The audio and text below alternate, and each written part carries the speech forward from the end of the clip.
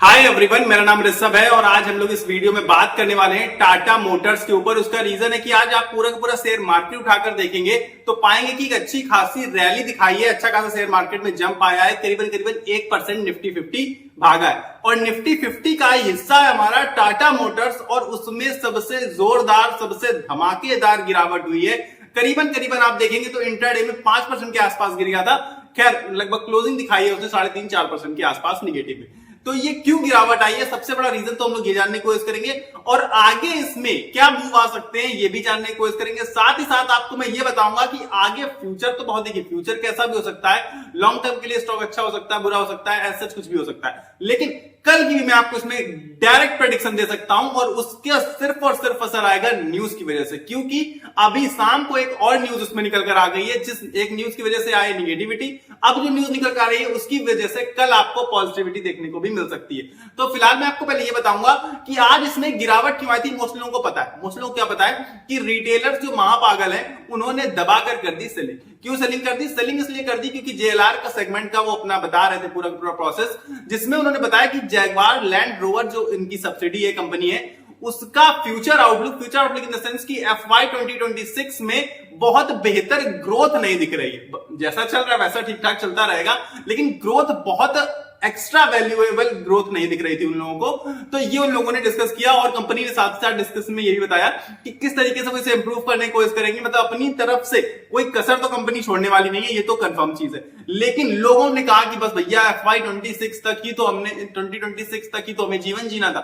ये जो स्टॉक है टाटा मोटर्स 2026 के बाद तो इसे बंद हो जाना है। तो 2026 तक जब इसका अच्छी ग्रोथ नहीं दिखा रहा है ये लोग, जेएलआर सेगमेंट जो इनका है, तो हम इसे रखें क्यों? तो हम इसे दबाकर क्या कर देते हैं, सेलिंग। बेच दो इसको, इस घटिया स्टॉक को, बेकार स्टॉक को। तो रिटेलर्स ने कर दी इसमें दबाकर सेलिंग और खास चीज है कि इसने ले लिया अपने सपोर्ट लेवल पर काफी तगड़ा सा ब्रेक और वहां से जो आप समझिए कि बड़े इन्वेस्टर्स ने माल उठाया, क्योंकि आज आप इसका ओवरऑल वॉल्यूम उठाकर देखिए, जबरदस्त वॉल्यूम पर हैवी सेलिंग हुई, लेकिन इसके बावजूद स्टॉक ने 5% के ऊपर 5% गिरावट आई, इसके ऊपर फिर से चढ़ना स्टार्ट किया और करीबन 3.5% के आसपास क्लोजिंग दिखाई है निगेटिविटी में।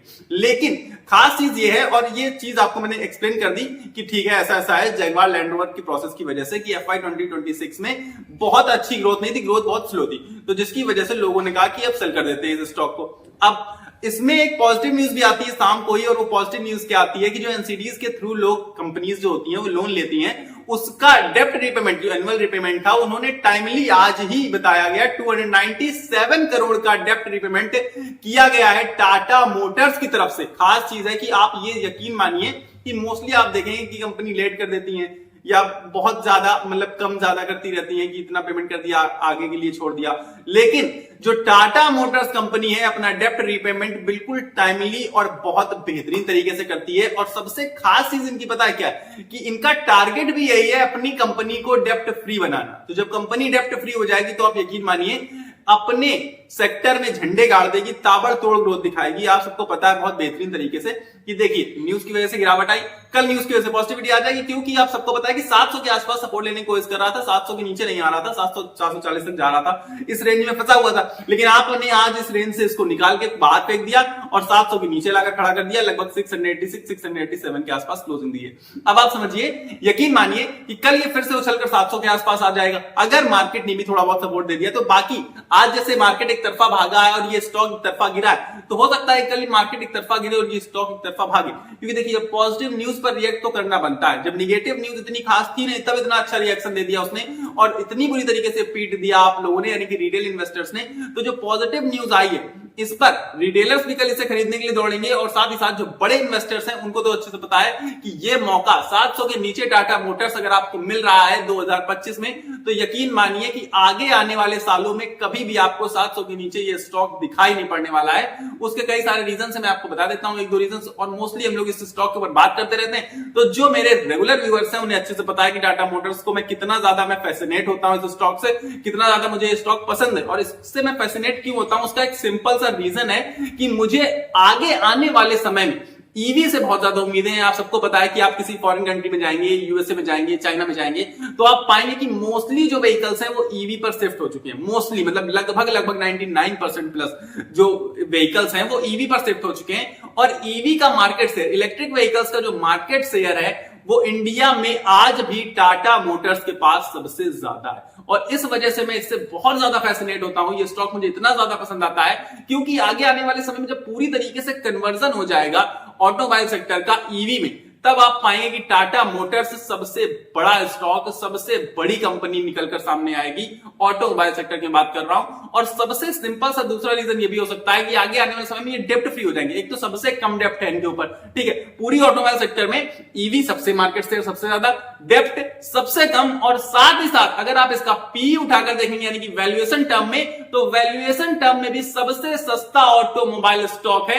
ये तमाम चीजें हैं जो मुझे फैसिनेट करती हैं, जो मुझे स्टॉक को लेने के लिए मजबूर करती हैं, जो मुझे इस स्टॉक की अच्छाइयां दिखाने पर मजबूर करती हैं। अब बात कर लेते हैं बुराइयों की। तो देखिए, हर स्टॉक में बुराई है। अगर आप बुराइयां ढूंढने पर आएंगे तो अपने आप में ही आप हजारों बुराइयां पा जाएंगी। तो इसलिए अगर आप बुराइयों को सिर्फ और सिर्फ ढूंढेंगे तो आप यकीन मानिए आप कभी भी स्टॉक मार्केट में पैसा नहीं बना सकते, क्योंकि हर कंपनी में कुछ ना कुछ बुराई जरूर पाएंगे आप।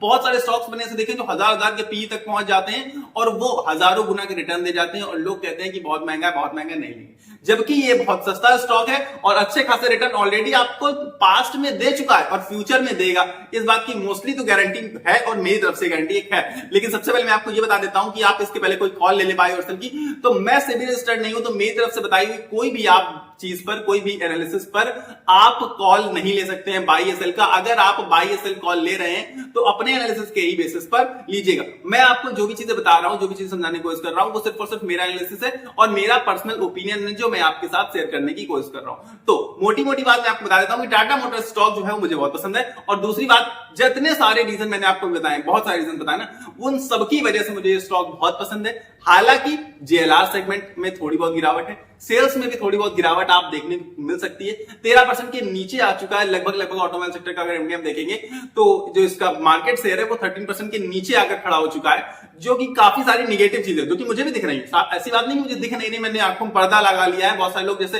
रिटेल इन्वेस्टर होते हैं वो अच्छाइयां देखेंगे तो सिर्फ अच्छाइयां, बुराइयां देखेंगे तो सिर्फ बुराइयां, लेकिन मुझे अच्छाइयां और बुराइयां दोनों दिख रही हैं। पर क्योंकि मैं इसमें लॉन्ग टर्म इन्वेस्टमेंट की सलाह देता हूं, तो इसलिए मुझे पर्सनली लगता है कि लॉन्ग टर्म इन्वेस्टमेंट के हिसाब से अगर आप पाएंगे तो सेल्स भी बढ़ती हुई नजर आ सकती है आपको।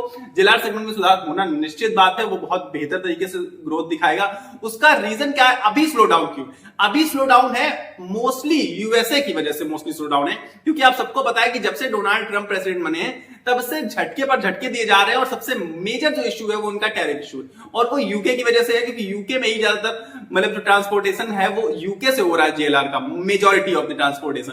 तो इसकी वजह से यूके की से जो टैरिफ है वो ज्यादा है यूके के ऊपर टैरिफ, यूएसए की तरफ से बता रहा हूं मैं। तो यूएसए जो टैरिफ लगाया यूके के ऊपर, चाइना के ऊपर, तो इन सब कंट्रीज पर ज्यादा है। हालांकि इंडिया में अगर होता तो इंडिया कंपैरेटिवली अच्छी साइड पे है, कंपैरेटिवली अच्छी साइड पर। मैं ये कह रहा हूं कि टैरिफ लगा ही नहीं रहे, वो लगा रहे हैं पर कंपैरेटिवली कम लगा रहे हैं बाकी देशों की तुलना में, तो ये बेहतर चीज हो सकती है हमारे लिए, लेकिन ये हमारे लिए बेहतर हो सकती है। फिलहाल जेएलआर सेगमेंट तो थोड़ा स्लो डाउन होता हुआ दिख रहा है। और अगर हम डोमेस्टिक लेवल पर बात करें इंडिया में, तो सेल्स भी थोड़ी सी टाटा मोटर्स की घटती हुई नजर आ रही है। मेजॉरिटी आप देखेंगे तो एसयूवी सेगमेंट का जो 60% के आसपास, उससे ज्यादा बल्कि रेवेन्यू जो जनरेट होता है वो टाटा नेक्सॉन और टाटा पंच से होता है। तो इसलिए बहुत ज्यादा मुझे इनके बहुत बेहतर अभी तो नहीं दिख रहा है खास, लेकिन फ्यूचर अगर आप देखेंगे उठाकर बहुत प्यारा नजर आ रहा है। सबसे बेहतरीन सेटअप, सबसे बेहतरीन मैन्युफैक्चरिंग जो ईवी की कर रहे हैं ये लोग, और सबसे ज्यादा जो कर सकते हैं डिमांड की सप्लाई, वो इस टाइम पर टाटा मोटर्स ही कर सकते हैं, क्योंकि किसी के पास भी इतने ज्यादा बेहतर पावर प्लांट्स वगैरह नहीं सेटअप है सबके पास अभी,